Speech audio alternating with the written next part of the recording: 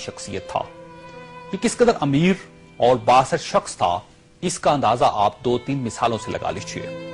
ये लंदन में था, इसे शुमाली लंदन का एक घर पसंद आ गया।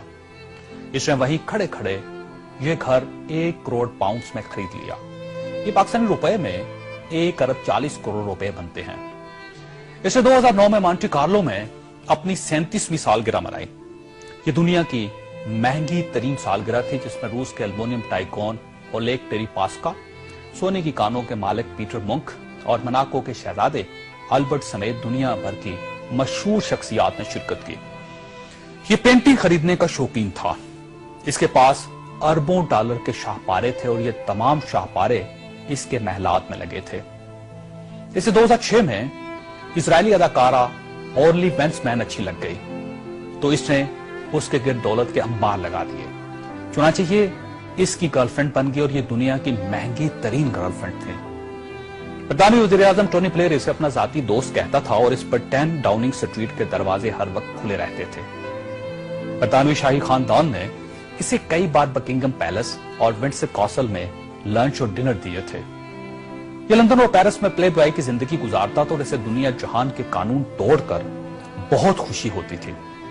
इसने एक बार पेरिस की शांज़-एलीज़े पर 120 किलोमीटर की रफ्तार से गाड़ी चलाकर पूरी यूरोपीय दुनिया को हैरान कर दिया और पेरिस की सिटी हुकूमत कोशिश के बावजूद इसका चालान न कर सकी। ये लीबिया की इन्वेस्टमेंट अथॉरिटी का सरबराह भी था और यह अथॉरिटी दुनिया के किसी भी मुल्क में किसी भी वक्त $10 बिलियन तक की सरमायाकारी कर सकती थी और यह एक बहुत बड़ा इस्तेहकाक था। इस शख्स का नाम नाज़रीन सैफुल इस्लाम है और ये लीबिया के साबिक हुक्मरान कर्नल कज़ाफी का बेटा है।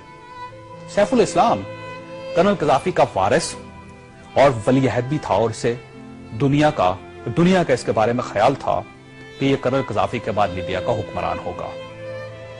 ये इस कदर बासर था कि कर्नल कज़ाफी को न्यूक्लियर प्रोग्राम तरक करने पर भी इसी ने कायल किया था।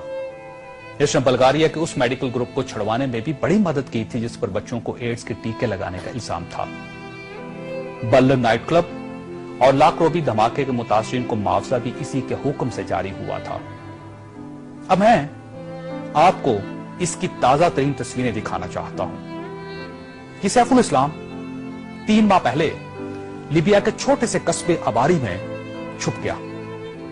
ये 2 दिन पहले 19 नवंबर को कस्बे के एक ऐसे कमरे से बरामद हुआ जिसमें बाथरूम तक नहीं था और ये बदबूदार पुराने कंबल में लिपटा था। इसकी उंगलियों पर प्लस्तर चढ़ा हुआ था और यह प्लस्तर भी इसने खुद चढ़ाया था क्योंकि इसे डॉक्टर तक की सहूलत हासिल नहीं थी।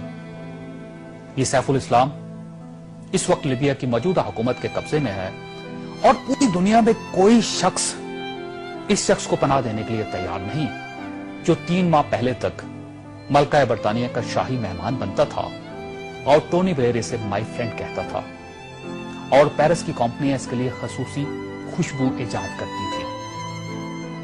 यह है सवाल और यह तस्वीर दुनिया के उन तमाम हुक्मरानों और इनके खानदानों के लिए इबरत का सबक है जो इक्तदार को सब कुछ समझ लेते हैं और जो इस ज़ौम में मुब्तला हो जाते हैं कि इनके इक्तदार का दरख्त हमेशा सब्ज रहेगा।